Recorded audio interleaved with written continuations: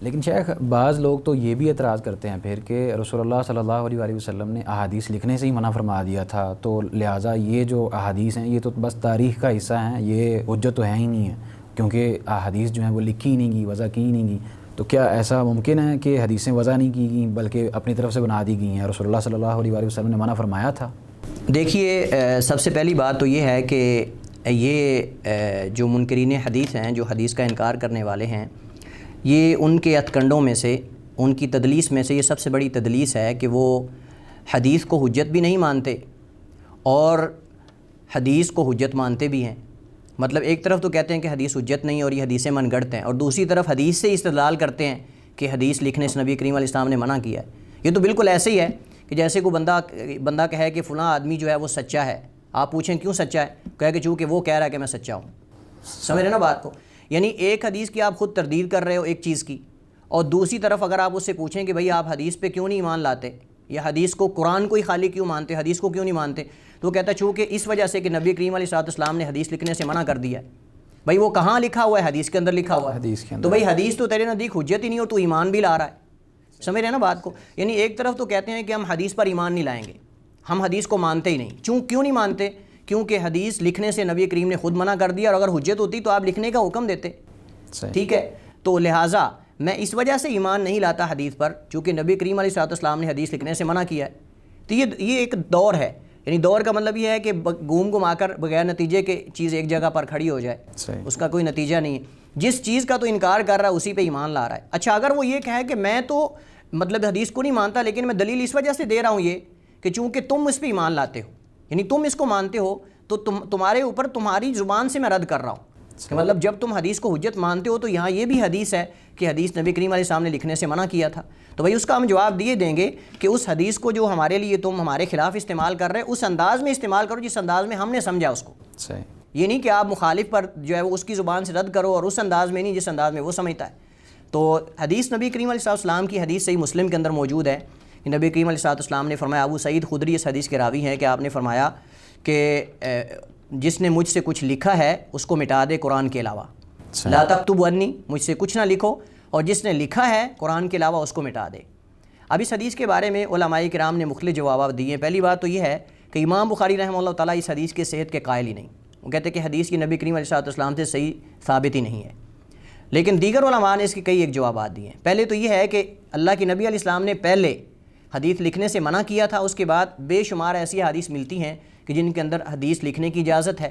مثلا عبداللہ بن عمر بن عاص کا واقعہ معروف ہے کہ وہ اللہ کے نبی علیہ السلام کی ہر بات کو لکھا کرتے تھے، تو قریش نے انہیں کہا کہ تو نبی کریم علیہ السلام کی ہر بات کو لکھتا ہے، آپ کبھی غصے میں ہوتے ہیں کبھی خوشی میں ہوتے ہیں، تو آپ ان کی ہر بات لکھتے ہو، تو کہتے میں نے لکھنا چھوڑ دیا۔ تو جب نبی کریم علیہ السلام کو پتہ چلا تو آپ نے پوچھا کہ عبداللہ تو حدیث لکھا کرتا تھا لیکن کیوں چھوڑ دیا ہے؟ تو انہیں قریش کا واقعہ ذکر کیا کہ انہوں نے مجھے یہ کہا ہے، تو آپ نے فرمایا اکتب والذی نفسی بیدی ما یخرج منہ الا حق۔ آپ نے اپنی زبان کی طرف اشارہ کر کے فرمایا کہ لکھو اس ذات کی قسم جس کے ہاتھ میں میری جان ہے، اس زبان سے حق کے علاوہ کچھ نکلتا ہی نہیں۔ اور ایک دوسری حدیث میں حجۃ الوداع کے موقع پر نبی کریم علیہ السلام نے ایک صحابی جن کو ابو شاہ کہا جاتا تھا، ابو شاہ، اس نے کہا کہ میں اپنے قبیلے کی طرف جانا چاہتا ہوں، مجھے کچھ حدیث لکھ کر دے دیں۔ نبی کریم نے فرمایا اکتبوا لابی شاہ، یا ابو شاہ کو حدیثیں لکھ کر دے دو۔ اس کے علاوہ ایسی احادیث ہیں کہ نبی کریم علیہ السلام نے حضرت علی کے پاس ایک صحیفہ تھا اور لوگ سمجھتے تھے کہ مطلب کہ اللہ کے نبی نے کوئی خاص وصیت کی ہے آل بیت کو، تو حضرت علی سے پوچھا گیا کہ یہ صحیفہ جو تمہارے گلے کے اندر لٹکا کر رکھتے تھے کہ تمہارے پاس جو صحیفہ جو لٹکا ہوا ہے اس کے اندر کیا ہے؟ انہوں نے کہا کہ لوگ سمجھتے ہیں کہ شاید کوئی خاص وصیت ہے، اس کے اندر دیتوں کا ذکر ہے۔ نبی کریم علیہ السلام نے جو دیتیں بیان کی تھی کہ اگر کوئی قتل کرتا ہے تو قتل کے بدلے قتل ہے، اور انگلی کی دیت کیا ہے، ہاتھ کی دیت کیا ہے، یہ دیتیں اس کے اندر موجود ہیں، احکامات ہیں۔ اور نبی کریم علیہ السلام نے مختلف لوگوں کو جو ہے وہ زکوٰۃ کے مسائل لکھ کر بھیجے۔ تو یہ سارے اس بات کی دلیل ہے کہ آپ صلی اللہ علیہ وسلم کا خود آپ نے اجازت دی حدیث لکھنے کی۔ اور اب رہی بات اس حدیث کی کہ اگر وہ حدیث صحیح ثابت ہو جاتی ہے اور صحیح مسلم کے اندر موجود ہے، اور اکثر علماء کا موقف یہ ہے کہ وہ حدیث صحیح ہے لیکن اجازت دینا یہ ناسخ ہے پہلی حدیث کے لیے، اور یہ اس کی بے شمار مثالیں ہیں۔ نبی کریم علیہ السلام جو ہے وہ آغاز میں قبرستان میں جانے سے آپ نے منع کر دیا، چونکہ ابھی تک لوگوں کے دل کے اندر مطلب کچھ آثار تھے، ابھی شرک سے نئے اسلام میں داخل ہوئے تھے، تو آپ ان کے ایمان کو پختہ کرنا چاہتے تھے، تو آپ نے قبرستان میں جانے سے روک دیا۔ لیکن اس کے بعد نہیں سب کو روک دیا، مردوں کو بھی عورتوں کو بھی سب کو آپ نے روک دیا، فرمایا قبرستان میں نہ جایا کرو۔ لیکن جب ان کے ایمان پختہ ہو گئے تو آپ نے فرمایا کہ کنت نہیتکم عن زیارت القبور، کہ میں تمہیں قبرستان کی زیارت سے منع کرتا تھا لیکن اب تمہیں حکم دے رہا ہوں فزوروہا، جایا کرو قبرستان کی زیارت کیا کرو، فإنہا تذکر الآخرہ، کیونکہ اس سے آخرت کی یاد آتی ہے۔ بے شک۔ اب یہ آپ کا روکنا یہ کیا ہو گیا؟ منسوخ ہو گیا، اور اجازت دینا ناسخ ہو گیا کہ قبرستان میں جانے کا مقصد کیا ہونا چاہیے؟ یا تو دعا کریں یا پھر وہاں آخرت کی فکر کریں جا کر کے، جیسے یہ لوگ یہاں آپ مٹی کے نیچے آ کر پڑے ہیں ایسے ہم نے بھی کل آنا ہے، فکر کریں آپ وہاں جا کر۔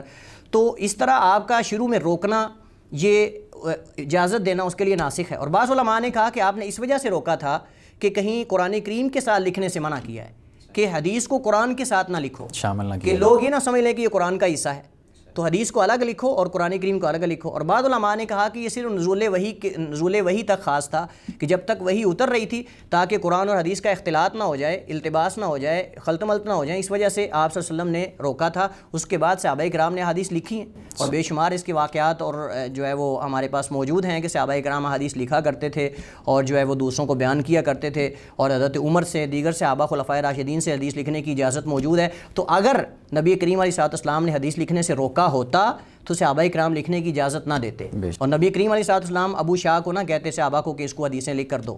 تو یہ جو نبی کریم علیہ الصلوۃ والسلام کا حدیث لکھنے سے جو ممانعت ہے یہ یا تو منسوخ ہے، اور اگر منسوخ نہیں ہے تو پھر یہ عہد نزول وحی تک تھا، صحیح، جو تاکہ قرآن کریم اور حدیث جو ہے وہ آپس میں خلط ملط نہ ہو جائیں۔ اور یا پھر آپ نے یہ کہا کہ لا تکتبوا انی، یعنی مجھ سے حدیث قرآن کے ساتھ نہ لکھو، یعنی قرآن اور حدیث کو اکٹھا نہ لکھو۔ تو یہ اس کی توجیحات ہیں، قرآن کو الگ رکھو اور جی احادیث کو بالکل، الگ یہ صحیح بالکل ایسے ہی، چونکہ حدیث ملتی ہیں ہمیں، احادیث ایسی ملتی ہیں کہ جن کے اندر لکھنے کی اجازت ہے، تو لہٰذا اس سے پتہ چلتا ہے کہ حدیث جو ہے وہ حجت ہے۔